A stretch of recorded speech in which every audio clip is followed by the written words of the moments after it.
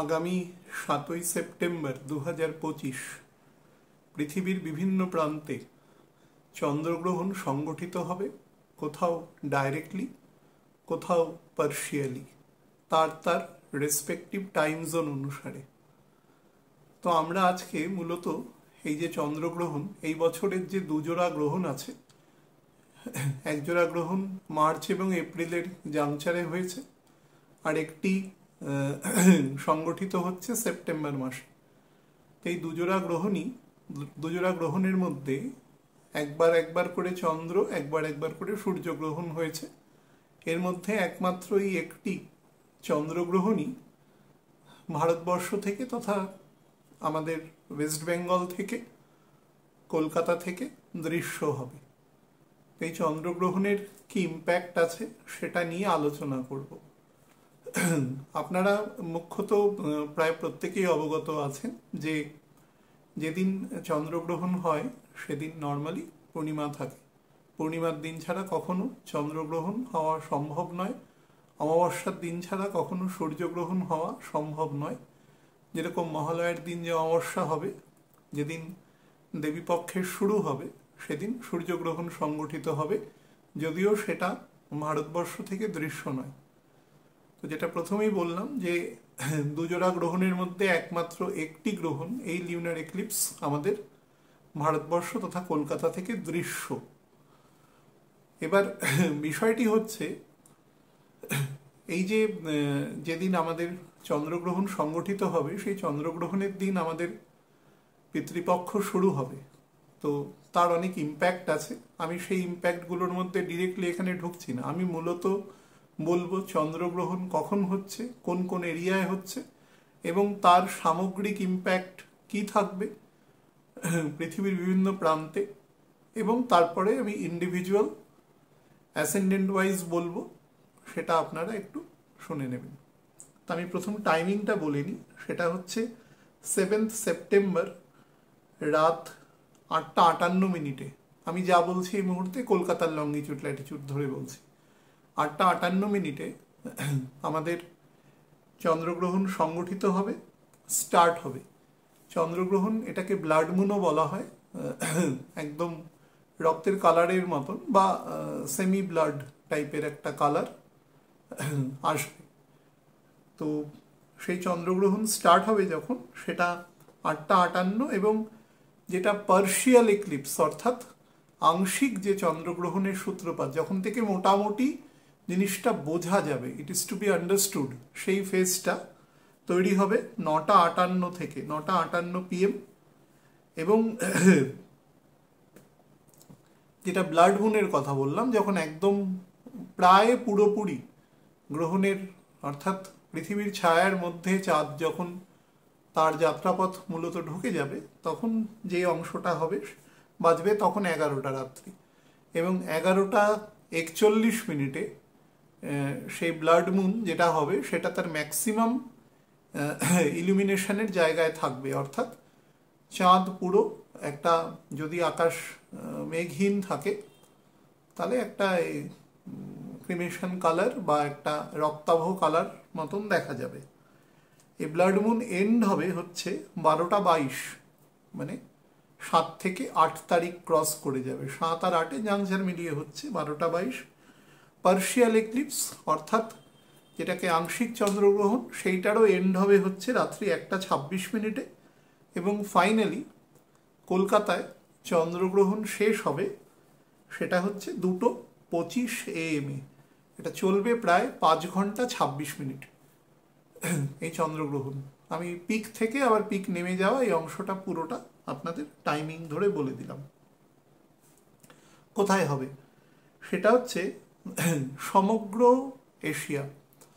এশিয়ার কতটুকু অংশ বাদ যাবে, সেটা একদম ইস্টার্ন পোর্শন, যে চায়না এবং রাশিয়ার যে ইস্টার্ন পোর্শন আছে সেই অংশটা বাদ যাবে, সাউথ চায়না সি। মানে আমি কিন্তু বলছি সেই অংশে পার্শিয়াল গ্রহণ হবে। পূর্ণ চন্দ্রগ্রহণের যে অংশটা, পৃথিবীর যে প্রান্তে দাঁড়ালে আপনি পূর্ণ চন্দ্রগ্রহণ দেখতে পারবেন, সেই অংশটা হচ্ছে প্রায় এশিয়া মহাদেশ এবং পূর্ব ইউরোপের একদম আমাদের বেলারুশ, আমাদের ইউক্রেন, ল্যাটভিয়া, লিথুয়ানিয়া, এস্তোনিয়া, এই সমস্ত দেশ, তুরস্কের পূর্ব প্রান্ত, এই সমস্ত অংশ থেকে একদম মিডল ইস্ট বরাবর লোহিত সাগর থেকে নেমে আসবে এবং পূর্ব আফ্রিকারও একটা সামান্য অংশ এটাতে ভিজিবল থাকবে। অর্থাৎ পূর্ব ইউরোপ থেকে শুরু করে একদম এন্টায়ার রাশিয়া, প্রায় পুরো অংশটা, যদি আপনি রাশিয়ার পূর্ব দিক বরাবর যেতে থাকেন তাহলে 70% যাওয়া অংশ পর্যন্ত সেটা কভার করবে। এবং তারপরে একটু দক্ষিণ দিকে নেমে আসলে চীনেরও একটা বড় অংশ, সাউথ চায়না সি, এই সমস্ত অংশে পার্শিয়ালের মধ্যে, মানে ডিরেক্টের মধ্যে ঢুকছে না, সেগুলো পার্শিয়ালের মধ্যে থাকছে। তো ডিরেক্টের মধ্যে ওই ধরুন এশিয়া মহাদেশের পূর্ব দিকের 25 থেকে 30% অংশ বাদ চলে যাচ্ছে। সেই অংশ দিয়ে যদি সোজা নামানো হয়, আমাদের সাউথ ইস্টার্ন যে কান্ট্রিজগুলো রয়েছে সেগুলো প্রায় সবকটাই, তার মধ্যে আমাদের ভারতবর্ষ তো ফুললি আসছে, ভারত আছে, পূর্ব দিকে বাংলাদেশ আছে, আবার ভারত আছে, তারপরে মায়ানমার আছে, লাওস আছে, কম্বোডিয়া আছে, ভিয়েতনাম আছে, তার নিচে থাইল্যান্ড আছে, পুরো অংশ। আরও নিচের দিকে নামলে ইন্দোনেশিয়া আছে, মালয়েশিয়া আছে, এই সমস্ত অংশ কিন্তু এই গ্রহণের মানে যে অ্যাক্টিভ জোন তার মধ্যে থাকছে। থেকে সাদার্ন হেমিস্ফিয়ারে যদি চলে যান তাহলে অস্ট্রেলিয়া মহাদেশের প্রায় মধ্যবর্তী অংশ, মধ্যবর্তীর বেশি অংশ কভার করবে। অর্থাৎ নিউজিল্যান্ড যে দেশ, সেই দেশ অ্যাক্টিভ চন্দ্রগ্রহণের মধ্যে আসছে না, সেটা পার্শিয়াল আসছে। তো অস্ট্রেলিয়ার মধ্যবর্তী অংশ থেকে একদম পশ্চিম অস্ট্রেলিয়া পর্যন্ত অংশ এর মধ্যে চলে আসছে। তো বুঝতেই পারছেন একটা বিরাট জোন আমাদের ভারতের দক্ষিণ বরাবর প্রশান্ত মহাসাগর, ভারত মহাসাগর অঞ্চল পুরোটাই কভার করছে এই অংশে। তো এবার বলে রাখি, যেটা আমাদের বিশুদ্ধ সিদ্ধান্ত অনুসারে গ্রহণ যেখানে অ্যাক্টিভলি দেখা যায় সেই অংশে গ্রহণের প্রভাব প্রায় পুরোপুরি থাকে। প্রভাব মানে আমাদের মানব জীবনে তার কি ইম্প্যাক্ট হবে, তার প্রভাব অ্যাস্ট্রোলজিক্যালি তার ইম্প্যাক্ট। আর যেখানে দৃশ্য হবে না, একদমই দেখা যাবে না, সেখানে তার প্রভাব মোটামুটি 1/3 থেকে 1/4 হয়। আর যেখানে পার্শিয়ালি ভিজিবল হয় সেখানে মোটামুটি হাফ অ্যাক্টিভ হয়। সেটা ডিপেন্ড করছে তার মান্ডেন এরিয়া বা সব কিছুর উপরে। আচ্ছা, এবার বলি যে আমাদের কোন কোন অংশে কি কি ইম্প্যাক্ট হবে ভারতবর্ষে। ভারতবর্ষের প্রায় চারপাশেই যে দেশ আছে, ভারতবর্ষ নিজে রয়েছে, পুরোটি একদম প্রিসাইজলি এই গ্রহণের, চন্দ্রগ্রহণের জোনের মধ্যে আছে। অর্থাৎ ভারতের যদি পশ্চিম দিকে যাওয়া যায়, পাকিস্তান, আফগানিস্তান, ইরান, একদম পুরো অ্যাক্টিভ জোন। উত্তর দিকে যদি যাওয়া যায় তাহলে নেপাল আছে, আরও উত্তরে পুরো আমাদের তিবেত, চায়না, এই সমস্ত কিছু রয়েছে, আরও উত্তরে মঙ্গোলিয়া রয়েছে, রাশিয়া রয়েছে পুরো, বা আমাদের তুর্কমেনিস্তান, তাজিকিস্তান, কাজাকিস্তান, এই সমস্ত এরিয়া কিন্তু আমাদের জম্মু কাশ্মীরের ওপরের অংশে পুরোটাই এর মধ্যে রয়েছে, একদম মিডল ইস্টের শেষ পর্যন্ত। অর্থাৎ পশ্চিম দিকে কিন্তু এশিয়া পুরোটাই কভার হচ্ছে, একেবারে সৌদি আরব বা আমাদের গালফ কান্ট্রিজগুলো সমস্তই এর মধ্যে থাকছে। আচ্ছা, কি কি ইম্প্যাক্ট আসবে? প্রথমে আমি বলবো ভারতের যে রাজ্য, মূলত আমাদের রাজ্যে এর ইম্প্যাক্ট যথেষ্ট বেশি আছে। দেখুন, এই গ্রহণ সংগঠিত হবে দুটো নক্ষত্রে, চন্দ্র তখন অবস্থান করবে। আমি যদি পার্টিকুলারলি আপনাদের সেই দিনের যে ইম্প্যাক্টটা বলি, প্ল্যানেটারি ইম্প্যাক্টটা, তাহলে সেটা এরকম থাকবে যে যখন গ্রহণ শুরু হবে 8:58, সেই সময় চন্দ্র থাকবে রাহু নক্ষত্রে, এবং তার 1 ঘন্টার একটু কম সময় 55 মিনিট পরে চন্দ্র চলে যাবে আমাদের পূর্ব ভাদ্রপদ নক্ষত্রে, বৃহস্পতির নক্ষত্রে। এবং সেই বৃহস্পতি এখন নিজেও বৃহস্পতির পুনর্বসু নক্ষত্রে রয়েছে। এবং চন্দ্র প্রাথমিক অবস্থায় নবাংশে মীন রাশিতে থাকবে যখন গ্রহণ শুরু হবে, এবং আলটিমেটলি গ্রহণ যখন শেষ হবে তখন চন্দ্র চলে আসবে মেষ রাশির নবাংশে। তো দুটো নক্ষত্র মিলিয়ে, শতভিসা এবং পূর্ব ভাদ্রপদ, দুটো নক্ষত্র মিলিয়ে এই চন্দ্রগ্রহণ সংগঠিত হবে। তো পার্টিকুলারলি সেই সময় আমাদের রবি যেখানে অবস্থান করবে সেটি নিজের ঘরে পূর্ব ফাল্গুনী নক্ষত্রে থাকবে এবং সে মানে মূল ত্রিকোণেও, মানে যদি আপনি দেখেন সেটা হচ্ছে সে সিংহের মানে রবি তখন কন্যা রাশিতে নবাংশে অবস্থান করবে। তো এই সামগ্রিক জায়গাটাতে আমাদের মানে আমাদের যে বর্তমান পলিটিক্যাল ম্যাপ আছে ওয়েস্ট বেঙ্গল, তো আমরা বেঙ্গল বলতে যে অংশটা বুঝি মানে পলিটিক্যাল ম্যাপ ব্যতিরেকে, মান্ডেন বলতে গেলে তো আমাকে ম্যাপ ধরে বলা সম্ভব নয় সেটা। তো সেক্ষেত্রে আমাদের পূর্ব বিহারের একটা বড় অংশ, পূর্ব আমাদের ওড়িশার একটা বড় অংশ, পূর্ব ঝাড়খণ্ডের বড় অংশ, আবার বাংলাদেশের পশ্চিম দিকের একটা বড় অংশ, আসামের একটা বড় অংশ, এই অংশের টোটাল মান্ডেনটা আমাকে দেখতে হবে। কারণ ওয়েস্ট বেঙ্গলের মান্ডেনের কিন্তু তিনটে মুখ্যত ভাগ আছে। নর্দার্ন অংশটা অনেক বেশি অ্যাক্টিভ দেন সাদার্ন অংশ, সেখানে মান্ডেন দেখতে গেলে একটু ক্রিটিক্যাল ক্যালকুলেশন আছে। যাই হোক, সেটা বিষয় নয়। বিষয় হচ্ছে যে আমি যে জায়গাগুলো বলবো সেটা হচ্ছে আমাদের বেঙ্গল, আমি ওয়েস্ট বেঙ্গল মানে বেঙ্গল কথাটা এইভাবে বলছি যে ওই জায়গাগুলোকে পুরো কভার করে দেওয়া।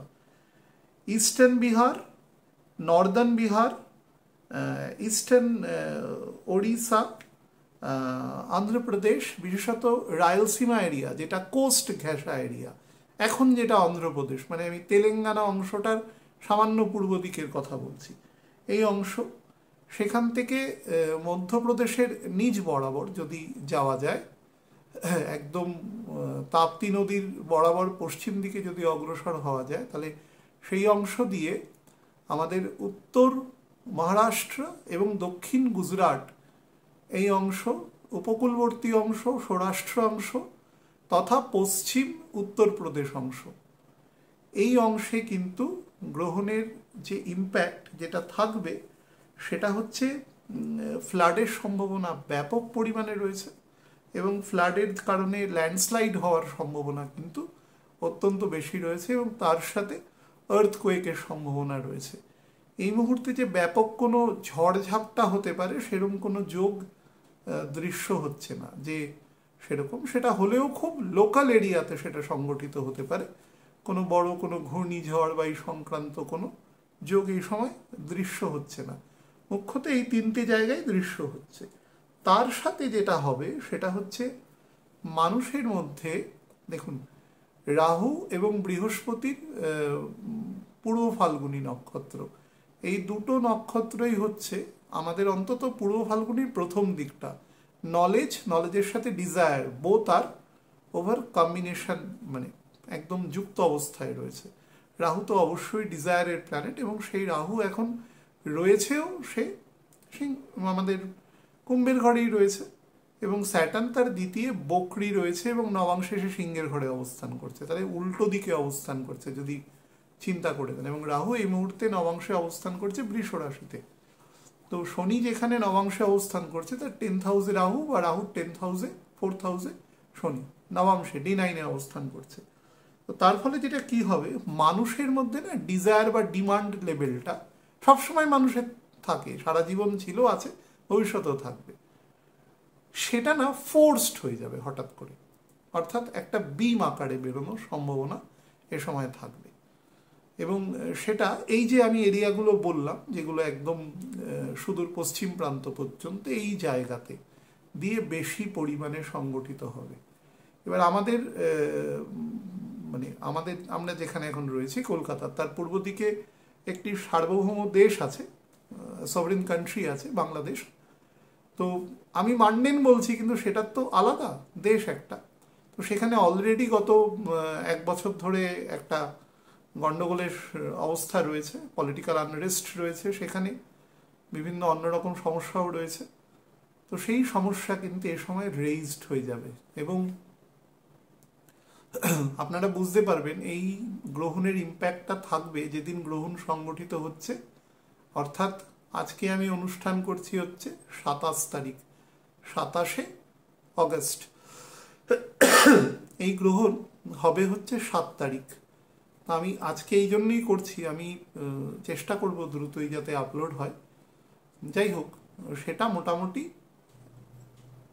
তার 15 দিন আগে থেকে স্টার্ট হয়ে যায় এবং এটা থাকবে এক্সটেন্ডেড আপ টু যেদিন চন্দ্রগ্রহণ হবে তারপরে 87 ডেজ, অর্থাৎ 3 চন্দ্রমাস। তো আপনি যদি ন্যাচারালি জিনিসটাকে ক্যালকুলেশন করেন তাহলে দেখবেন এটা 5th ডিসেম্বর পর্যন্ত it will be actively extended.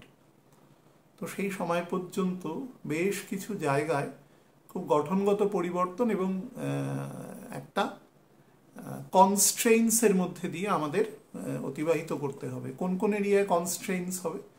মুখ্যত financial জায়গা। আজ থেকে 18 বছর আগেও যখন এই পজিশনে গ্রহণ সংগঠিত হয়েছে, সেই সময়েও 2007 অনওয়ার্ডস আমরা দেখতে পেয়েছি আস্তে আস্তে কিন্তু বিশেষত তার 4.5 মাসের মধ্যেই ফাইন্যান্সিয়াল ডেডলকগুলো শুরু হয়েছে।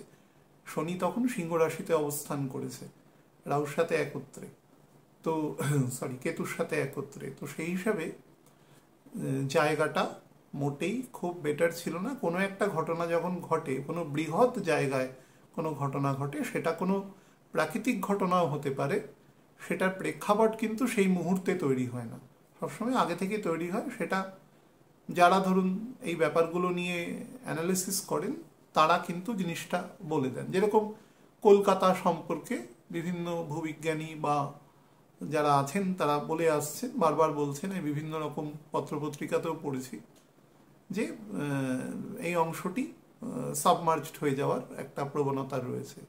সেটা তো খুব স্বাভাবিক, কারণ কলকাতা সমুদ্রতল থেকে খুব উঁচু নয় এবং যে হারে গ্লোবাল এফেক্ট মানে যেটা হচ্ছে আর কি, গ্লোবাল ওয়ার্মিংয়ের যে এফেক্ট হচ্ছে, সমুদ্রের জল গলছে বেশি পরিমাণে, তার ফলে যদি সামান্য পরিমাণও সমুদ্রের জল উঠে যায় এবং অতিরিক্ত বর্ষা হয় তাহলে অনেকটা এরিয়া সাবমার্জ করে যাবে। তো সেই ব্যাপারটাও যারা এগুলো অবজার্ভ করেন, অনেক দিন ধরে করেন, তাদের পক্ষে জিনিসগুলো বলা অনেক সোজা। তারপরে এখানে একটা বৃহৎ জনবসতির চাপ আছে, হিউজ পপুলেশন আছে, পুরো উত্তর 24 পরগনা জেলা, সাউথ 24 পরগনা, কলকাতা, হাওড়া, হুগলি, এই যে কলকাতা সেন্ট্রিক যে পার্শ্ববর্তী জেলা, তাতে দেখা যাবে যে ওয়েস্ট বেঙ্গলে যত মানুষ বসবাস করেন তার 40% মানুষ হয়তো এই সামান্য এরিয়াতেই, মানে টোটাল ওয়েস্ট বেঙ্গলের এরিয়ার যে 20% সেখানেই টোটাল 40-45% মানুষ বসবাস করেন, কারণ একদম ক্যাপিটালের কাছে সুবিধে যেগুলো হয়, যে কারণে আরবানাইজেশন হয়ে ওঠে। তার ফলে এখানে একটা হিউজ প্রেশার আছে, ভূগর্ভস্থ জল নিচে নেমে যাচ্ছে। তবুও তো বেটার এখানে নদীবাহিত মানে যে জলগুলো আছে, গঙ্গার একদম বেসিনে রয়েছে, তার ফলে জলটা এখানে পাওয়া যায় এবং সিজন চেঞ্জটা হয়, তার ফলে খাদ্যের উৎপাদনটাও হয়। তো এখানে যেটা আমি বলছিলাম, সে সাডেন আনরেস্ট হবে। আনরেস্ট কোন কোন জায়গায় হবে? মানুষ না যুক্তি এবং চিন্তা দ্বারা তর্ক করবেন, মানে হতে পারে সেটা মেটেরিয়াল চিন্তা, সেটার মধ্যে হয়তো স্পিরিচুয়াল বোধ অতটা নেই, কিন্তু তার একটা লজিক পয়েন্ট থাকবে, সেটাকে কেউ সেট অ্যাসাইড করে দিতে পারবে না যে না তুমি একেবারে আকাশ থেকে কোনো কথা বলছো, এরকম ব্যাপার নয়। সেই যুক্তি থাকবে এবং সে তার জায়গায় কিন্তু অ্যাফার্ম থাকবে টু কন্ডাক্ট দিস, এবং সেটাকে সে বারবার বলে একটা হ্যামারিংয়ের প্রসেস তৈরি করবে আমাদের, মানে ঠিকটাকে এখানে ঠিকই বলছেন সে তার পয়েন্ট অফ ভিউ থেকে, কিন্তু সেটাকে সে জাস্টিফাই করানোর চেষ্টা করবেন আর কি। তার দ্বারা যেটা হবে সেটা হচ্ছে একটু আনরেস্ট স্টেট কিন্তু এখানে তৈরি হবে এবং যোগ আছে। এবং আপনাদের আমি বেশ কয়েকটা সাকসেসিভ আলোচনায় আমি বলেছি যে মান্থ অফ নভেম্বর এবং ডিসেম্বরের ফার্স্ট উইক আমার এখানে আপনারা ক্যালকুলেশনটায় রিকনসিলিয়েশন করতে পারবেন যে একটু সাবধানে, ফাইন্যান্সিয়াল ক্রাঞ্চ আছে, কনস্ট্রেইনস আছে, পয়সাকে কিছুটা হাতে রাখা উচিত। তো এটার কিন্তু সেখান থেকে ডিরাইভ হওয়া, মানে ওয়ান অফ দ্য পোর্শনস আর কি। আচ্ছা, স্টক মার্কেট আমাদের ভারতবর্ষ যদি বলেন, যেখানে সেকেন্ডারি মানি মার্কেট, সে কিন্তু ভীষণ আপস অ্যান্ড ডাউনস যাবে এই কয়েকটা মাস। সেপ্টেম্বর মাসে মানে অক্টোবর মাসটা তবুও স্লাইট একটু প্রোগ্রেস দেবে প্রথম 15 দিন, বাট অন্যান্য প্ল্যানেট বিশেষত স্যাটার্ন যেহেতু খুব একটা কোঅপারেটিভ স্টেটে থাকবে না 3রা অক্টোবরের পর থেকে, মান্থ অফ অক্টোবর আর কি, তার ফলে যে একটা বৃহৎ শনিকে ঢেলে সরিয়ে কোনো কাজ করানোর মতন ক্ষমতা অন্য প্ল্যানেটের নেই। তো তার ফলে সে কিন্তু সামগ্রিকভাবে রেজাল্টেন্ট যে ইফেক্টটা দেবে সেটা কিন্তু খুব একটা কোঅপারেটিভ রেজাল্ট দেওয়ার মতন জায়গায় থাকবে না। তার ফলে আমি যদি বৃহৎ সেন্সে দেখি তাহলে আমাদের দেশের পূর্ব দিকে বাংলাদেশ, তারপরে আবার ভারতবর্ষ, তারপরে আবার মায়ানমার আছে, লাওস আছে, তারপরে কম্বোডিয়া আছে, ভিয়েতনাম আছে, ফিলিপিন্স আছে, নিচে থাইল্যান্ড আছে, মালয়েশিয়া আছে, ইন্দোনেশিয়া আছে, এই পুরো অংশ, ইভেন আমাদের পশ্চিম দিকে পাকিস্তান রয়েছে, আফগানিস্তান রয়েছে, ইরান রয়েছে, হ্যাঁ ইরাক রয়েছে, এই সমস্ত মানে এশিয়ার যে মেজর পপুলেটেড স্টেটগুলো রয়েছে যেখানে হাই প্রোডাকশন হয় খাবার, সেখানের কিন্তু ইকোনমি খুব ফ্লাকচুয়েশন করবে। ইভেন জাপান এবং চায়নারও একটা বড় অংশ, কোরিয়ার একটা বোদ্দা, সেক্ষেত্রে তো দুজনের মধ্যে একটা মৌলিক ডিফারেন্স আছে দুই কোরিয়ার মধ্যে, কিন্তু তবুও আমি সামগ্রিক মানদণ্ড ধরে বলছি যে সেখানে কিন্তু একটা ফাইন্যান্সিয়াল স্ট্যাগনেশন বা আপস অ্যান্ড ডাউনসের মধ্যে দিয়ে যাবে, এটা খুব ফ্রুটফুল গ্রোথের সময় নয়। এছাড়া যেখানে যুদ্ধ অলরেডি হয়ে রয়েছে সেগুলো অনেক বেশি ইন্টেন্সিফিকেশন সেগুলোর হবে এবং একে অপরের প্রতি ব্রিচ অফ ট্রাস্ট তৈরি হবে। চন্দ্র আমাদের মনকে নির্দেশ করে, চন্দ্র যদি কখনো রাহু নক্ষত্রে থাকাকালীন গ্রহণ সংগঠিত হয় এবং চন্দ্র যেখানে এক্সল্টেড হয় সেই ঘরে যখন নবাংশে রাহু বসে রয়েছে, আমাদের মানসিক জায়গাটায় একটা দৈন্যতা তৈরি করে, মেন্টাল শ্রিঙ্ক যেটাকে আমরা বলি সেটা তৈরি করে। তো সেখান থেকেও একটা সমস্যা তৈরি হওয়ার যোগ রয়েছে। আমাদের একদম উত্তরের যে দেশ আছে ভারতের গায়ে লাগানো, নেপাল রয়েছে, বাংলাদেশ পূর্ব দিকে রয়েছে, এই অংশে কিন্তু একটা আনরেস্ট তৈরি হওয়ার সম্ভাবনা রয়েছে। বিশেষত নেপালে, যেহেতু এখানে রাহুর ইফেক্টটা অনেক বেশি এই মুহূর্তে পাওয়া যাবে, তার ফলে এখানে ল্যান্ডস্লাইড, অতিরিক্ত ফ্লাড, সেই জলগুলোই নেমে আসে আমাদের তরাই অঞ্চলে, অপেক্ষাকৃত উত্তরপ্রদেশ এবং বিহারের মধ্যে দিয়ে নেমে আসে। তো সেইখানেও কিন্তু ফ্লাড হওয়া এবং ভূমিকম্প হওয়ার কিন্তু যোগ দৃশ্য হয়েছে। প্রথম লাইনটাও বলেছি, ইনক্লুডিং আমাদের স্টেট, সেটাও বলছি। এবং আমি আগেও বলেছি যে নভেম্বর মাসের একদম 2-3 তারিখ থেকে ডিসেম্বর মাসের 5 তারিখ পর্যন্ত এই যে সময়টা, এই সময়টাও কিন্তু আমি ইচ্ছে করে এরিয়া বলছি না, কিন্তু সুনামি আসার এবং ভূমিকম্প হওয়ার, মানে জল চলে আসবে আর কি স্থলভাগে। প্রত্যেকেই তো প্রত্যেকের মানে সম্মানটা মেনটেন করে, স্থলভাগও জলের মধ্যে চলে যায় না স্বাভাবিক অবস্থায়, জলও স্থলকে অতিক্রম করে না, কিন্তু এই সময় সেই জায়গাটার মধ্যে একটা পতন লক্ষ্য করা যাবে, জল তার তটকে ছেড়ে উপরের দিকে চলে আসবে, সেই সম্ভাবনা এ সময় রয়েছে।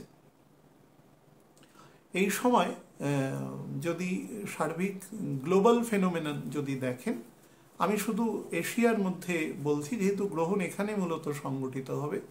এশিয়ার যে দেশগুলো রয়েছে মুখ্যত বৃহৎ শক্তিধর দেশ, তার মধ্যে প্রথম রয়েছে চায়না, তারপরে ইন্ডিয়া, রাশিয়া, জাপান, কোরিয়া।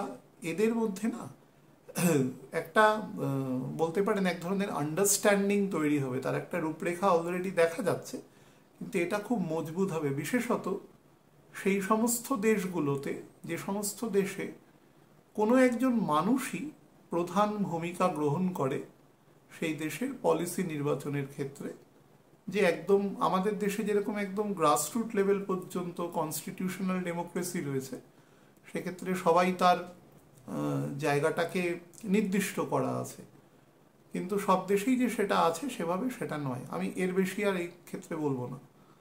তো এক্ষেত্রে দেখা যেতে পারে যে এই দেশগুলোর মধ্যে, এই জায়গাগুলোর মধ্যে একটু একটু কম আছে, কমতি আছে, তারা কম্পারেটিভলি আগে এসে একটা ব্লক তৈরি করে নিতে পারে। এবং তাদের মধ্যে অনেক মিউচুয়াল ট্রিটি বা মিউচুয়াল আন্ডারস্ট্যান্ডিং অনেক বেশি রেইজ করবার মতো যোগ এ সময় রয়েছে। পূর্ব পূর্ব ভাদ্রপদ নক্ষত্রের একটা বড় অংশ হচ্ছে ফাইন্যান্সিয়াল রেইজিং, এবং গ্রহণ শতবিষয় শুরু হয়ে পুরো মানে ভাদ্রপদ নক্ষত্রে প্রবেশ করবে। তো তার ফলে যেটা আমি বলছিলাম যে যেদিন গ্রহণ সংগঠিত হবে 7 তারিখ থেকে, অ্যাকচুয়ালি তারও 15 দিন আগে থেকে, মানে আজকে যেদিন আমি অনুষ্ঠান করছি তার একদিন আগে থেকে, তার সময় থেকে পরবর্তী 87 দিন, মানে সেটা 4th বা 5th ডিসেম্বর হচ্ছে, সেই পর্যন্ত কিন্তু অ্যাক্টিভ কনস্ট্রেইনস ইম্প্যাক্ট ওভার ইকোনমি কিন্তু থাকবে। ফাইন্যান্সিয়াল রেইজিং কোনো লোকাল লেভেলে কোনো মানডেন ঘটিত কারণে সেটা এনহ্যান্সড হতে পারে, কিন্তু তার বেশি হওয়ার সম্ভাবনা কিন্তু প্রায় নেই বললেই চলে। মডারেট লেভেলে চলতে থাকবে, যাদের যত রিসোর্স আছে, যারা যত জমাতে পেরেছে সেই অংশটা তারা এই সময় ইউটিলাইজেশন করতে পারবে, বা যাদের একটা সোকল্ড প্রোডাকশন হতে থাকে, বিশেষত খাদ্যবস্তুর। ফ্লাডের কারণে আমাদের ইস্ট এবং Northern belt of our country, সেখানে কিন্তু প্রচুর খাদ্যবস্তুর ক্ষতি হওয়ার সম্ভাবনা দৃশ্য হচ্ছে।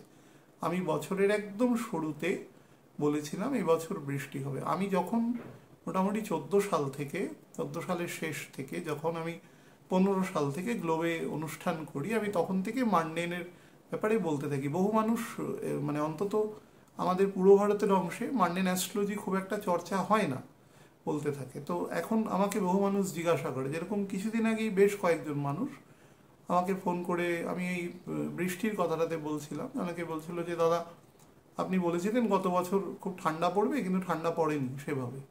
হ্যাঁ, এবার বলে রাখি সেই অংশটা একদম পার্টিকুলারলি আমাকে প্রিসাইজ এই প্রশ্নটা হোয়াটসঅ্যাপে করেছে। তো সেটা হচ্ছে ঠান্ডা না পড়ার মানডেন অ্যাস্ট্রোলজির ক্যালকুলেশন একাধারে খুব সহজ, একাধারে খুব কঠিন, যদি জমির মধ্যে বৈচিত্র্য কম থাকে।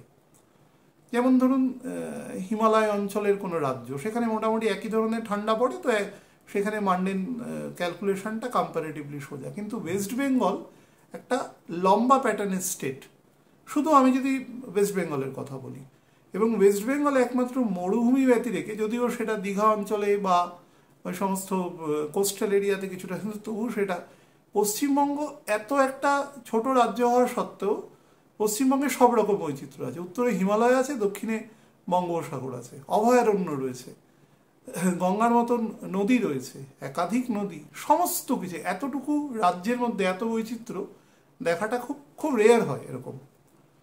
তো এটা একটা স্পেশালিটি বলতে পারেন এই এই স্টেটের। তো সেক্ষেত্রে তার যখন মানডেন নির্বাচন করা হয়, মানডেনের সময় আমরা রাহু কেতুকে কোনো সময় ইনক্লুড করি না, তার ইম্প্যাক্টকে ইনক্লুড করি। আমার যে ভুলটা হয়েছিল সেটা হচ্ছে আমি রাহুকে একেবারেই এক্সক্লুড করে ক্যালকুলেশন করেছিলাম, কিন্তু মঙ্গল অ্যাকচুয়ালি কর্কটের ঘরে নেমে চলে এসেছিল। তো রাহুর একটা ডিরেক্ট ইম্প্যাক্ট ছিল। এটা তো আমি খুব গোল গোল কথায় বলে দিলাম, একদম সোজাসুজি যে 9-5-এর ইম্প্যাক্ট আছে তা নয়। মানডেনে মানে ইম্প্যাক্ট দেখতে গেলে নবাংশ দেখতে লাগে, দ্রেক্কান লাগে, অন্যান্য অনেকগুলো ডেরিভেটিভ দেখতে লাগে, ক্যালকুলেশন লাগে। সেই ক্যালকুলেশনটা আমি অগ্রাহ্য করেছিলাম বলে আমি ক্যালকুলেশনটা মেলাতে পারিনি। নাহলে মানডেন অ্যাস্ট্রোলজি নর্মালি যেমন কঠিন তেমন সোজা, যদি ক্যালকুলেশন করার পদ্ধতিটা জানা যায়। অধিকাংশ ক্ষেত্রে এখনও যেরকম আমি বৃষ্টির যে প্রেডিকশন আমি বলেছি, হাই বৃষ্টি হবে, বহু মানুষকে সাক্ষাতে বলেছিলাম যে গত বছর অনেক বৃষ্টি হয়েছে, কিন্তু গতবারের থেকে এবার তো 2.5 গুণ বেশি বৃষ্টি হবে। তো সেটা কিন্তু রাহুকেতুকে এক্সক্লুড করেই বলা আছে। তার এই ইম্প্যাক্টটা কীভাবে নিতে হয় সেটা খুব টেকনিক্যাল জায়গা। সেই টেকনিক্যাল জায়গা আমার একটা ভুল হয়েছিল, মানে আমি একটু ওভার অ্যাম্বিশিয়াস হয়ে বলে দিয়েছিলাম যে ইম্প্যাক্টটা প্রায় নেই, কিন্তু ইম্প্যাক্টটা ছিল, যথেষ্টই ছিল। সেই কারণে ঠান্ডাটা পড়েনি, ঠান্ডাটা ময়েশ্চারে কনভার্ট হয়ে গেছে, প্রচুর বেশি জলীয় বাষ্প তৈরি করে দিয়েছে। যাই হোক, এটা হচ্ছে মেন কারণ, আমার ভুল হওয়ার কারণ যেটা। আচ্ছা, মধ্যপ্রাচ্যের যে সমস্ত দেশ আছে, মূলত যেগুলো অয়েল প্রডিউসিং কান্ট্রি আছে, তাদের মধ্যে কিন্তু বেশ এখানে দেখা যাবে যে বেশ বৃষ্টিপাতের পরিমাণ কিন্তু কম্পারেটিভলি বাড়ছে। এমন এমন অড জায়গাও বৃষ্টি হতে পারে, ইভেন সেখানেও কিন্তু আর্থকোয়েকের প্রবাবিলিটি রয়েছে সেখানে। আচ্ছা, আমাদের এখন মধ্যপ্রাচ্যের যে দেশগুলো যেটা নিয়ে খুব বিতর্কের, সেটা ইরানকে নিয়ে একটু বিতর্কের সম্ভাবনা আছে। তো এখানে কিন্তু ইরানের সাডেন গ্রোথ হওয়ার, সেই গ্রোথ হলে কি ইম্প্যাক্ট হবে আমি সেই ক্ষেত্রে বলছি না, সেগুলো আমার বিষয় নয়। এটা সাডেন ইম্প্যাক্ট হওয়ার কিন্তু যোগ আছে। ইরান অনেকটা বিস্তৃত দেশ, আপনারা দেখবেন যে প্রায় একটা চৌকাকৃতি একটা বক্সকে ওপরে যদি একটা ট্রানজিশনাল ফোর্স দেওয়া যায়, সেটা যেরকম একটা বেঁকে যাবে, সেই রকম টাইপের একটা দেশের আয়তন। তার ফলে তার একদম উত্তর পশ্চিম অংশ থেকে দক্ষিণ পূর্বের মধ্যে একটা হিউজ ভ্যারাইটি আছে জোনের। উত্তর দিকটা মানে অপেক্ষাকৃত ঠান্ডা এবং বেশ ঠান্ডা অঞ্চল, এবং দক্ষিণ দিকটা অপেক্ষাকৃত গরম অঞ্চল। তো সেক্ষেত্রে এইখানেও কিন্তু মানডেনগত ইম্প্যাক্ট যেটা বললাম সেটার সম্ভাবনা বেশি রয়েছে। আচ্ছা, আমাদের দেশের যে সংবিধানের 3টে যে স্তম্ভ আছে, লেজিসলেচার, এক্সিকিউটিভ এবং জুডিশিয়ারি, এক্ষেত্রে জুডিশিয়ারির যে অংশটা, সেই অংশের ওপরে কিন্তু অনেক এই সময় সংস্কারমূলক কাজকর্ম হতে পারে। বা ধরুন যেটা নিয়ে বিতর্ক মাঝে মাঝে তৈরি হয়, যে জুডিশিয়াল অ্যাক্টিভিজম নিয়ে বিভিন্ন রকম কথাবার্তা হয়, সেই অ্যাক্টিভিজমের জায়গাটা কিন্তু এই সময় বেশ অ্যাক্টিভই থাকবে। অবশ্যই সেটা লেজিটিমেট প্রসেসেই থাকবে, এরকম তো নয়। আমি নিজে আইনের ছাত্র হিসেবে আপনাদের বলছি, সেই জায়গাটা আপনারা আপনাদের জীবন দিয়ে প্রত্যক্ষ করবেন যে এই সময় অ্যাক্টিভিজম জায়গাটা বেশি থাকবে। অর্থাৎ weather it should be constitutional or not, এই টাইপের জিনিসপত্র যারা এগুলো লক্ষ্য করেন তারা দেখতে পাবেন এই জিনিসগুলোর হওয়ার সম্ভাবনা রয়েছে। যারা বিভিন্ন বাচ্চা, weaker section of the society, ধরুন ছোট বাচ্চা, অরফ্যান হতে পারে, বা ধরুন আনঅর্গানাইজড সেকশনে যারা কাজ করছেন, পুরুষ মহিলা নির্বিশেষে, বিশেষত ফিমেল ক্যারেক্টার বা শিশু বা একটা এজের বেশি, মোটামুটি 55 বছরের বেশি যারা ওয়ার্কার আছে, এই সংক্রান্ত সেকশনে যে সমস্ত কাজ হয়, বিভিন্ন প্রকল্পে কাজ হয়, এই প্রকল্পের মধ্যে যদি কোনো লুফোলস থাকে বা সেই সংক্রান্ত যদি কোনোভাবে সেটাকে প্রপারলি এনফোর্স করা যায়নি বা কোথাও কোনো ত্রুটি বিচ্যুতি হয়েছে, সেই সংক্রান্ত জায়গাগুলো কিন্তু বেরিয়ে আসবে সময়। অর্থাৎ সেই জায়গাটার কারেকশন হবে। এটা সাপে বর, অ্যাকচুয়ালি পজিটিভ জায়গা। বিশেষত হেলথ, পাবলিক হেলথ বা এই সংক্রান্ত বা বাচ্চাদের স্বাস্থ্য সংক্রান্ত জায়গা। এবং এই যে কথাটা বললাম, এটার এক্সটেনশনটা কিন্তু অনেক বড়। এটার এক্সটেনশন ভারতবর্ষ ছাড়িয়ে পশ্চিম এবং পূর্বে দুদিকেই বেশ কিছুটা বিস্তৃত, এবং ইভেন শ্রীলঙ্কা, যার দেশের নাম করাই হয়নি অলমোস্ট, সেই দেশও কিন্তু রয়েছে এর মধ্যে। মালদ্বীপ রয়েছে, হ্যাঁ, মরিশাস রয়েছে, সমস্ত অংশও কিন্তু এর মধ্যে ইনক্লুডেড আছে। হেলথ রিলেটেড বা ধরুন ইনএফিসিয়েন্সি রিলেটেড কোনো কজের জন্য কোনো বড়, এই পুরো এরিয়ায় এত অনেকগুলো দেশ আছে এখানে, সেটা কোনো সেকশনাল হতে পারে, কোনো কোনো প্রভিন্সের দায়িত্বে আছে, বা ধরুন মনে করুন যে পাকিস্তান, সে দেশের 4টে প্রভিন্স আছে, তো 4টে প্রভিন্সে 4টে প্রধান মুখ্যমন্ত্রী আছেন তার দেশের নিয়ম অনুসারে। তেমন কোনো প্রভিন্সিয়াল লিডারশিপ হতে পারে, বা একদম তিনি সেন্ট্রালি কাজ করছেন সেরকম কোনো লিডারশিপ হতে পারে। সেরকম কোনো ব্যক্তির কিন্তু হয় হেলথ অথবা ইনএফিসিয়েন্সি, এই দুটোর কারণে তার পোস্ট কোনো কারণে এই সময় চলে যেতে পারে। তাছাড়া কোনো বেশ ওজনদার কোনো মানুষ, তিনি কোনো সোশ্যাল রিফর্মার হতে পারে, কোনো কোনো দেশের কোনো বড় লিডারশিপ হতে পারেন, এরকম কোনো ব্যক্তিরও কিন্তু এ সময় চেঞ্জের সম্ভাবনা রয়েছে। বোথ, সেটা সেন্ট্রালিও রয়েছে, প্রভিন্সিয়ালিও কিন্তু সেই সম্ভাবনা দেখা যাচ্ছে। সব থেকে বেশি খেয়াল রাখবেন এই সময় যেটা হচ্ছে ফিন্যান্স, যারা ইনভেস্ট করতে চাইছেন বা এই সংক্রান্ত কিছু চিন্তা ভাবনা করছেন, আমি বারবার এই কথাটা দেখবেন বিভিন্ন যে সেকশনাল আলোচনাগুলোতে যারা মোটামুটি শোনেন তারা দেখবেন আমি এই জায়গাটার কথা কিন্তু খুব বেশি করে বলেছি, যে যাতে একটু পয়সা বাঁচানো যায় কোনোভাবে, প্রয়োজনের বাদবাকিটা অংশ কিন্তু সেভ করবার চেষ্টা করবেন এই সময়। আমি এবার একটু অ্যাসেন্ডেন্ট ওয়াইজ ফল বলে যাব। অনেকে হয়তো ভাবতে পারেন যে আমি চন্দ্রগ্রহণের কথা বলছি তো পার্টিকুলারলি চন্দ্রের কথা বলছি, কিন্তু অ্যাসেন্ডেন্ট দিয়ে কেন বলছি? অ্যাসেন্ডেন্ট দিয়ে এ কারণেই বলছি কারণ দুটো বলার মধ্যে অ্যাসেন্ডেন্ট কম্পারেটিভলি বেটার, বাট মোটেই বেস্ট নয়, বেটারেরও খুব নিচের লেভেলে। অ্যাসেন্ডেন্ট দিয়ে আমি তো বলি না তো, কিন্তু কিছু একটা দিয়ে তো বলতে হবে, সেই কারণে বলছি। কারণ এই যে প্রেডিকশনটা দেবো এটা শুধু পার্টিকুলারলি সেই গ্রহণের দিনের জন্য নয়, গ্রহণের দিনের মোটামুটি 7-10 দিন আগে থেকে, অর্থাৎ সেপ্টেম্বরের প্রায় শুরুর দিক থেকেই নভেম্বরের 5 তারিখ পর্যন্ত এর প্রেডিকশনটা থাকবে। তো যেহেতু 3 months বিং ইনক্লুডেড, সেই কারণে এখানে একটা কম্পারেটিভলি একটু স্থিতবি কোনো জায়গা থেকে এর প্রেডিকশনটা করতে হবে। তো সেই হিসাবে মেষ থেকে মিন পর্যন্ত বলে যাব, যেগুলো শুধু ইম্পর্টেন্ট সেকশন বা কোনো বেশি রকম নেগেটিভ আছে সেই অংশগুলোকেই বলবো, বাকি অংশটা আমি আলোচনার মধ্যে প্রায় এলাবোরেটলি বলে দিয়েছি। মেষ লগ্নে জাতক জাতিকাদের ক্ষেত্রে তাদের ফাইন্যান্সিয়াল যে ইনভেস্টমেন্ট আছে সেগুলো খুব বিচক্ষণতার সাথে করবেন, বিশেষত যদি সেটা কোনো ইমুভেবল প্রপার্টির ক্ষেত্রে হয় তাহলে অবশ্যই করবেন, কারণ রাহু সেকেন্ড অ্যাসপেক্ট আছে। নাম্বার 2 হচ্ছে যারা এখন মনে করছেন কোথাও ঘুরতে যেতে চান বা এ করতে চান, আমি প্রত্যেককেই বলছিলাম সব আলোচনাতেই কন্টিনজেন্সি রাখবেন, ফাইন্যান্সিয়ালি যতটা মানে মানি রাখতে পারেন, ওষুধপত্র রাখতে পারেন, শুকনো খাবার সেগুলো। এবার কে কোন এরিয়ায় ঘুরতে যাচ্ছে সেটা তো বোঝা সম্ভব নয়, আমি বললাম যে মোটের উপরে সেটা রাখবেন। আর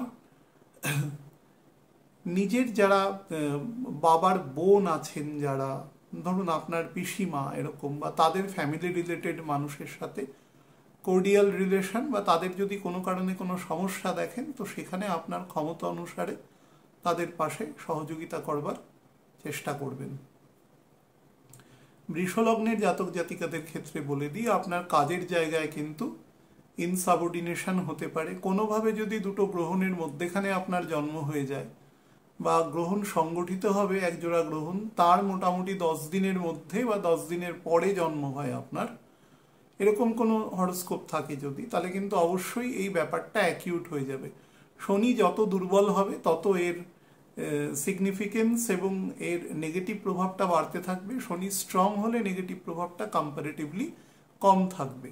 পিতার স্বাস্থ্যের বিষয়, শুধু পিতা নয়, পিতৃস্থানীয় যে সমস্ত মানুষ আছেন বাড়িতে, কাকা জ্যাঠা মামা বড় দাদা, এরকম ব্যক্তিদেরও কিন্তু স্বাস্থ্যের ব্যাপারে সচেতন থাকবেন এবং কারুর সাথে কোনো মৌলিক বিষয়ে তর্কতে না যাওয়াই ভালো। আর যদি দেখছেন সেটা হচ্ছে, সেখান থেকে নিজেকে সরিয়ে নেবার চেষ্টা করবেন। কর্মে কিন্তু সাডেন পদোন্নতি হতে পারে যদি পূর্ববর্তী 174 দিনে আপনার অ্যাক্টিভিটিস মানে যেখানে কাজ করছেন সেখানে যদি সেই পরিমাণে নিজেকে দিতে পারেন আর কি কাজের ক্ষেত্রে, তাহলে কিন্তু অবশ্যই ডেভেলপমেন্ট হবে। আর্ট অ্যান্ড কালচারের ফিল্ডের লোকেদেরও কিন্তু একটু সাবধানে চলার প্রয়োজন আছে। মিথুন লগ্নের জাতক জাতিকাদের ক্ষেত্রে বলে দিই, দেখুন যেখানে কাজ করছেন বা ব্যবসা করছেন, হুইচএভার আপনার সোর্স অফ ইনকামের যে জায়গা আছে সেটাকে কিন্তু প্রপারলি নারিশ করবার চেষ্টা করবেন। অর্থাৎ আপনার সেইখানকার এনভায়রনমেন্ট যাতে কোনোভাবে আপনার বিপক্ষে না চলে যায় সেটি সম্পর্কে একটু সচেতন থাকবেন এবং একটু বুদ্ধি দিয়ে জিনিসটা বিচার করে কাজ করবেন। নাম্বার 2 হচ্ছে আমাদের প্রত্যেককেই যে সহায়তা করার জন্য আমাদের দশা অন্তর্দশা, আমাদের ছকের পজিশন, প্রারব্ধ কর্ম, আমাদের পাম সব কিছু ইনক্লুডেড থাকে, পিতামাতার হরোস্কোপ, সেখানকার মান্ডেন সব কিছু ইনক্লুডেড থাকে। সেই জায়গাটায় কিন্তু একটু দুর্বলতা দেখা যাচ্ছে, ফলে প্রপারলি লাক ফেভারও না করতে পারে আপনার কাজের জায়গায়। তো একটু ধৈর্য ধরে কাজ করবেন। চন্দ্রের ইম্প্যাক্ট সবসময় যদি একটু লেগে থাকা যায় সেই কাজের সাথে, তাহলে কিন্তু সেটা পজিটিভ গ্রোথ দেয়, এটা খেয়াল রাখবেন। আর পিতার স্বাস্থ্যের ব্যাপারে আপনিও কিন্তু নজর দেবেন। এখানে প্রিসাইজলি আমি পিতার স্বাস্থ্য বলেছি, সেই জায়গায় কিন্তু নজর দেবেন। এবং নিজের যদি কিডনি রিলেটেড কোনো সমস্যা থাকে তাহলে অবশ্যই নজর দেবেন। কর্কট লগ্নের জাতক জাতিকাদের ক্ষেত্রে বলবো, কারুর ক্ষেত্রে যদি আমি ঘোরা বেড়ানোর ক্ষেত্রে সব থেকে বেশি আপনাকে করি, বারণ করি, তাহলে সেটা কর্কট এবং মকরের ক্ষেত্রেই বলবো। যে কোথাও ট্রাভেল যদি একান্ত যেতেই হয় তাহলে খুব সাবধানতা অবলম্বন করবেন, আর পারলে সেটা একটু অ্যাভয়েড করে যাবেন অন্তত ডিসেম্বরের ফার্স্ট উইকটা পর্যন্ত। আর 2 নম্বর হচ্ছে, যত পারবেন ফাইন্যান্সিয়ালিও নিজেকে ওয়েল অফ রাখার চেষ্টা করবেন। পয়সাকে মিসইউজড করবেন না, বা কোনোভাবে এমন কিছু জায়গায় খরচ করবেন না যেখানে প্রয়োজন নেই। আর হেলথের প্রতিও, বিশেষত মেন্টাল হেলথের প্রতি খুব নজর দেবেন। যাদের মধ্যে অত্যন্ত বেশি অ্যাথিস্ট মেন্টালিটি আছে, খুব বেশি অত্যন্ত বস্তুবাদী, হ্যাঁ, তারা কিন্তু এই সময়টা চেষ্টা করবেন, যদি কোনো পারিবারিক গুরু থাকেন বা যদি কোনো মন্ত্র এ সময় নিতে পারেন, তার দ্বারা যদি নিজের মানোন্নয়ন করা যেতে পারে, যদি সম্ভব হয় চেষ্টা করবেন। না হলে অসম্ভব রকম মানসিক অশান্তি কিন্তু আপনাকে মানে একদম কভার্ড করে রাখবে, সেখান থেকে বেরোতে পারবেন না কোনোভাবে। সিংহ লগ্নের জাতক জাতিকাদের ক্ষেত্রে বলে দিই, সেটা হচ্ছে আপনি যদি ব্যবসা করেন, সেলফ এমপ্লয়েড হন, তাহলে কিন্তু আপনার কাজের জায়গায় অতিরিক্ত দৃষ্টি দেবেন এবং কোনোভাবেই সেই জায়গায় নিজের যে পজিশন আছে সেই অংশটা কিন্তু ছাড়বেন না, অর্থাৎ লেজিটিমেটলি জায়গাটাকে রাখার চেষ্টা করবেন। কিভাবে? নিজের গুণ বৃদ্ধি করে, আর কিছু নয়। সেখানে মানে education is the only source by which you can retain over there, or otherwise অন্য কোনো শক্তি প্রয়োগের দ্বারা বা খল বুদ্ধি প্রয়োগের দ্বারা সেটা সম্ভব নয়, এটা খেয়াল রাখবেন। এবং আপনার স্পাউসের হেলথের ক্ষেত্রেও, স্পাউসের ফ্যামিলির ক্ষেত্রেও, আপনার যদি কোনোভাবে স্পাউসের রেসপন্সিবিলিটি নিতে হয়, পুরুষ মহিলা যে কেউ হোক না কেন, আপনার উল্টো দিকের যিনি আছেন তার ফ্যামিলিকে বেশি লুক আফটার করতে হয়, দেখতে হয়, সময় দিতে হয়, তাহলে সব কিছুর মধ্যে একটা প্রপার ব্যালেন্স রেখে চলবেন। না হলে কিন্তু ভীষণ পারপ্লেক্সড করতে পারে, এবং তার ফলে আপনি সব কিছু করা সত্ত্বেও, দেওয়া সত্ত্বেও দেখা যাবে যে আপনার কিন্তু আলটিমেটলি ডেনিগ্রেশনই হচ্ছে, খুব একটা পজিটিভ ফল আপনাকে প্রদান করছে না। আর যাদের ক্ষেত্রে কোনোভাবে গলা থেকে আপার চেস্ট সংক্রান্ত জায়গায় সমস্যা রয়েছে, তারা এই সময় সাবধানে থাকবেন।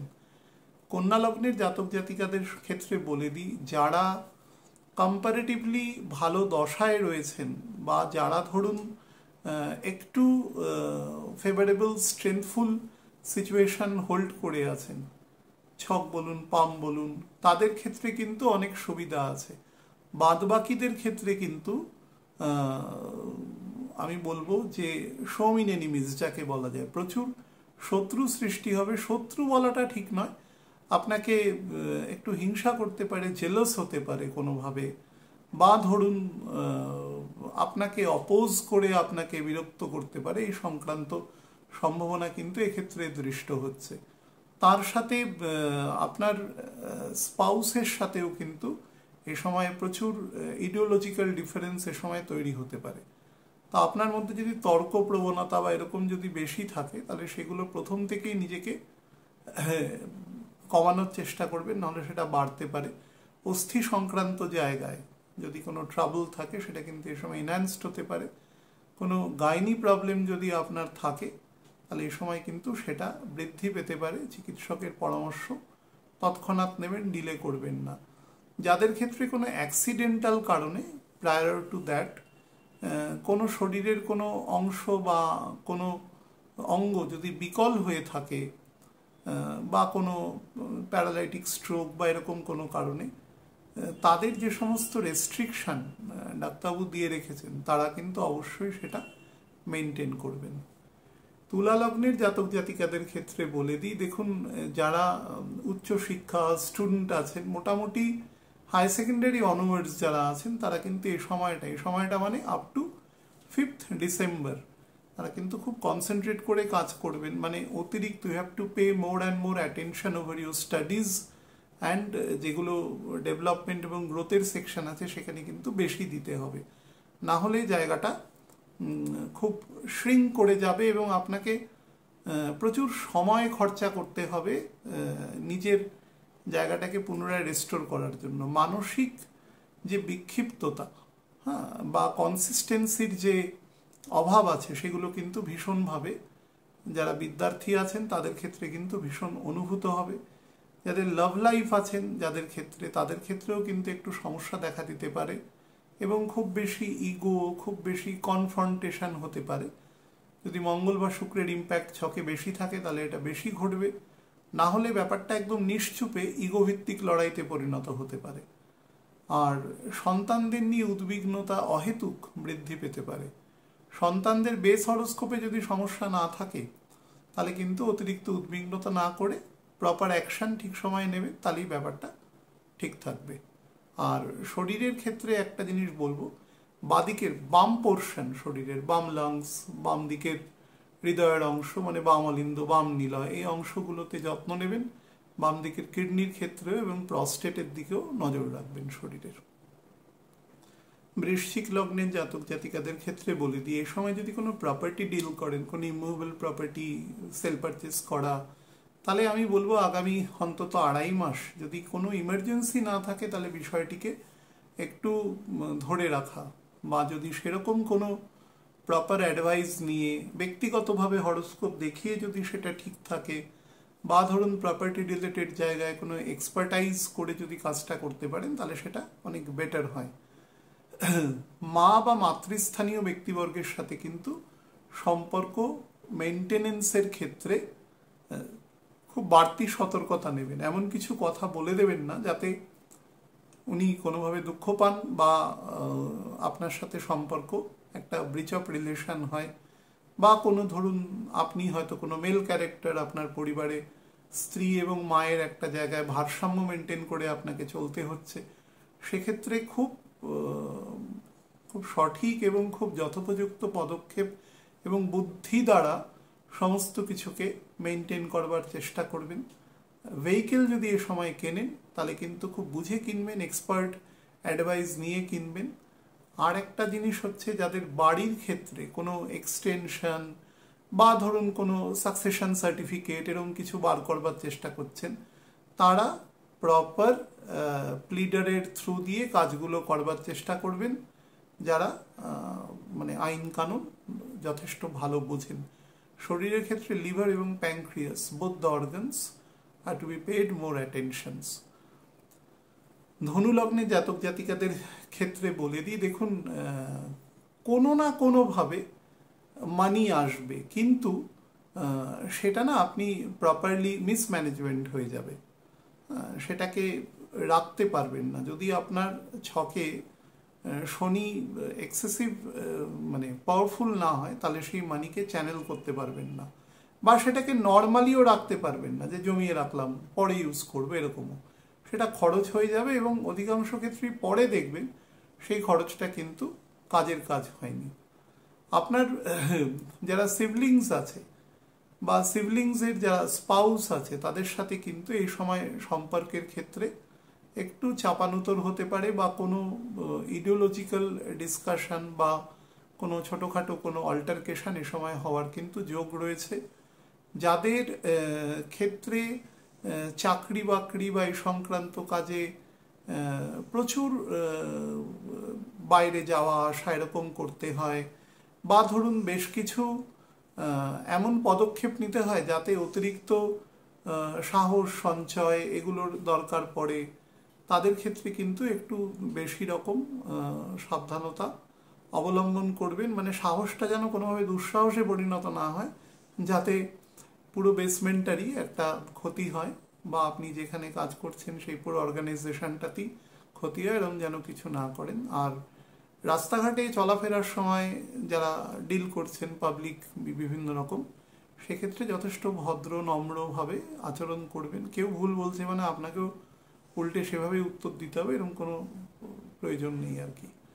আর শরীরের ক্ষেত্রে বলবো যে আপনি এন্টায়ার লিভার পোর্শন এবং ডান দিকের কিডনি সংক্রান্ত এবং ইউরিনারি ব্লাডার সংক্রান্ত অংশের দিকে নজর রাখবেন। সাইটিকার সমস্যা থাকলে নজর দেবেন।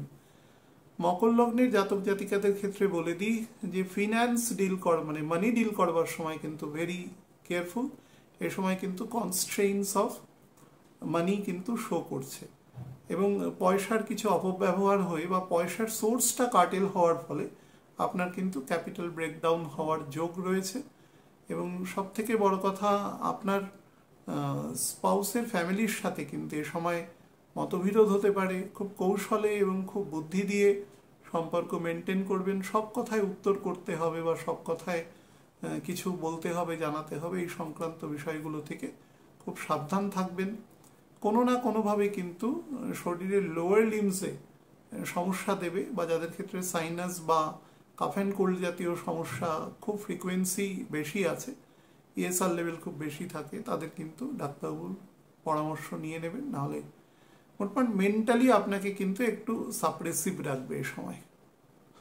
কুম্ভ লগ্নের জাতক জাতিকাদের ক্ষেত্রে বলে দিই, যাদের মধ্যে বিভিন্ন পাবলিক রিলেশন অফিসার হিসাবে কোনো অর্গানাইজেশনে কাজ করছেন বা আপনার কোনো একটা ভালো পাবলিক ইমেজ আছে বা সেই ইমেজকে আপনি রিফ্লেক্ট করে কাজকর্ম করছেন, আপনি শিক্ষকতা করছেন বা কোনো প্রপার যাকে বলা হয় খুব রেসপেক্টফুল কোনো কাজের সাথে আপনি যুক্ত আছেন, তারা কিন্তু নিজের সেই জায়গাগুলোকে খুব সংযমের সাথে মেনটেন করবেন।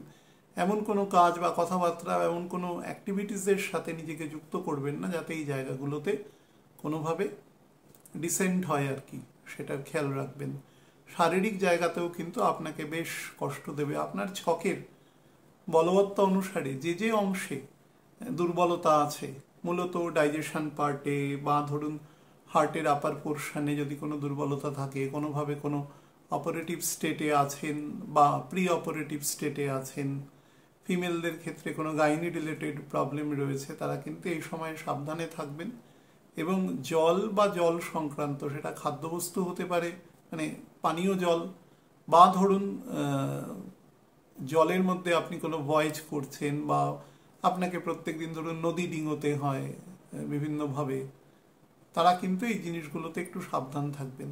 যারা মানে বাড়িতে বাসনপত্র খাওয়ার আগে আরেকবার ধুয়ে নিয়ে তারপরে খাবেন, ওখান থেকে কিন্তু ওয়াটার কন্টামিনেশন হওয়ার যোগ দৃষ্ট হচ্ছে। মীন লগ্নের জাতক জাতিকাদের ক্ষেত্রে বলে দিই, পয়সাকে by any hooks and crooks রাখার চেষ্টা করবেন। এক্সেসিভ ড্রেনেজ হতে পারে পয়সা, সেটা কোনো বাড়ির বয়োজ্যেষ্ঠ ব্যক্তির শরীরের জন্য হতে পারে, আপনার নিজের হেলথের জন্য হতে পারে, বিশেষত শরীরের আপার পোর্শনে ডাইজেশন পার্ট বা বোথ দ্য লাংস রিলেটেড কোনো ইফেক্টের জন্য হতে পারে, শ্বাসকষ্টজনিত কোনো সমস্যার জন্য হতে পারে, বা একদম কিডনি রিলেটেড কোনো প্রবলেমের কারণেও কিন্তু সেটা হতে পারে। মানি ড্রেইন হতে পারে বা অকস্মাৎ আপনি অনেক দিন ধরে কোনো কিছুকে ওভারলুক করে গেছেন, ধরুন বাড়ি সংক্রান্ত কোনো ট্যাক্স বা এরকম কিছু আপনি দীর্ঘদিন জমা দেননি, মিউটেশন, এসব হঠাৎ করে আপনার উপরে কিন্তু সেই সংক্রান্ত কোনো নোটিশ জারি হতে পারে। অর্থাৎ কোনো ল্যাকিউনের জন্য কিন্তু সেই সংক্রান্ত কাজ আপনার ক্ষেত্রে অ্যাট র্যান্ডাম এসে দাঁড়াতে পারে। বা ধরুন আপনার সন্তানদের স্কুলের বেতন হয়তো অনেকদিন জমা দেননি, ভেবেছেন একবারে দিয়ে দেবো, হঠাৎ এই সময় কিন্তু এসে একটা বড় অ্যামাউন্ট দেখা গেল আপনার ক্ষেত্রে এ সময় লায়াবিলিটি সেক্টরে চলে এসছে। তো সেই রকম কিছু কিন্তু যোগ আছে। যদি কোথাও ভ্রমণে যান তাহলে কিন্তু প্রপারলি তার রুট ম্যাপ বা সব কিছুকে দেখে সেই মোতাবেক সেখানে অ্যাডভান্স করবেন, নাহলে কিন্তু সেখান থেকেও সমস্যার যোগ দৃষ্ট হচ্ছে। এবং শারীরিক জায়গাটাকে সবসময় প্রিরোগেটিভ দেবেন। আগামী 2.5 মাস সময় কিন্তু ভালো নয়। এই বছরের প্রথম দিক এবং এই বছরের শেষের দিক এটা গন্ডগোলের সময় আছে। তো সুতরাং মধ্যেখানেরও যে সময় সেটাও যে খুব ফ্রুটফুল দিয়েছে, মূলত স্যাটার্নের জন্যই দেয়নি, সুতরাং সেটাও কিন্তু একটু সাবধানে রাখার চেষ্টা করবেন। স্পাউসের সাথে রিলেশন কিন্তু বেটার, সন্তানদের জন্য কিন্তু অতিরিক্ত খরচ হওয়ার এ সময় যোগ আছে। মানে হঠাৎ করে উচ্চশিক্ষা বা ধরুন কোনো একটা এডুকেশন আধা নিয়ে হাট করে ছেড়ে দিয়ে সে অন্য কোনো ফিল্ডে চলে গেল, তো সেখানে একটা বড় রকম ফাইন্যান্সিয়াল ড্রেনেজেরও কিন্তু যোগ এ সময় দৃষ্ট হচ্ছে। এই ব্যাপারগুলোকে একটু বুদ্ধি দিয়ে ট্যাকল করবেন, আর লেগ লেন্থ বরাবর কিন্তু যত্ন নেবেন, বোথ আর কি লেগস। ভালো থাকবেন, নমস্কার।